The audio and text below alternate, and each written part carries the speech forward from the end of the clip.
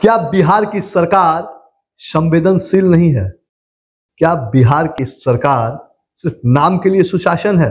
क्या बिहार के उप मुख्यमंत्री को इतना ही भी नहीं मालूम है उनके ही राज्य में कथित बालू माफिया या यूं कहें कि गुंडों द्वारा एक पुलिस पदाधिकारी को कुचल दिया जाता हो और उप मुख्यमंत्री का जवाब आता हो कि हमें तो मालूम ही नहीं है कि क्या घटना घटी हुई है। आगे की कहानी बताएं। इससे पहले मैं हूं भास्कर, आप देख रहे हैं बिहार न्यूज 24। इन दिनों बिहार के जमुई में एक घटना घटी। घटना यह है कि बिहार सरकार के पुलिस विभाग के एक एसआई यानी दरोगा की हत्या बालू माफिया द्वारा सरेआम कुचल कर दी जाती है। और सबसे दुख की बात यह है कि उसी सरकार के उप मुख्यमंत्री से जब यह सवाल पूछा जाता है कि आपके राज्य में एक दरोगा की हत्या बालू माफिया द्वारा कुचल कर दिया गया है, क्या आपको इस बात की जानकारी है? उप मुख्यमंत्री का जवाब बड़ा हैरत अंग्रेज और असंवेदनशील है। मानवता को ताक पर रखकर उनका यह बयान सुनकर बड़ा खेद पहुंचता है कि राज्य के उप मुख्यमंत्री को अपने सरकार के अधीन काम करने वाले पदाधिकारियों की सूचना ही नहीं है, जानकारी ही नहीं है।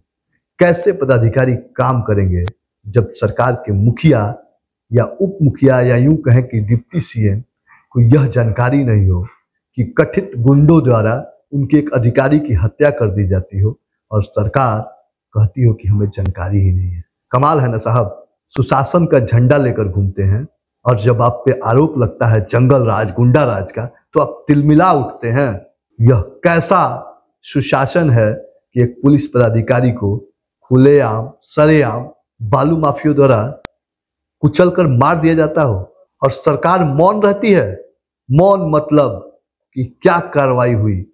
बीते दिनों की यह घटना बिहार को शर्मसार कर रही है। बिहार को नहीं, बिहार सरकार के जो सुशासन का चेहरा है उसे कहीं ना कहीं उजागर करती नजर आ रही है। और उस पर यह तेजस्वी यादव का बयान कहीं ना कहीं उस जख्म को कुरेदने का काम कर रही है जिस जख्म से इस वक्त शहीद दरोगा का परिवार गुजर रहा है, जो न्याय के लिए इस सरकार के आगे ना जाने कितनी बार अपनी दरखास्त लेकर पहुंचेगा और सरकार यह कह देगी कि हमारे ही राज्य में किसी गुंडे द्वारा हमारे ही पदाधिकारी को कुचल कर मार दिया गया है। यह पोल खोलती है बिहार सरकार की उस सुशासन की। यह पोल खोलती है नीतीश कुमार के उस चेहरे की जिन्हें विधानसभा में सेक्स एजुकेशन देने में तो बड़ा मजा आता है, लेकिन जब सरकार के पुलिस कर्मियों की हत्या होती है तो उस पे नीतीश कुमार की कोई बयान नहीं आती है और डिप्टी सीएम को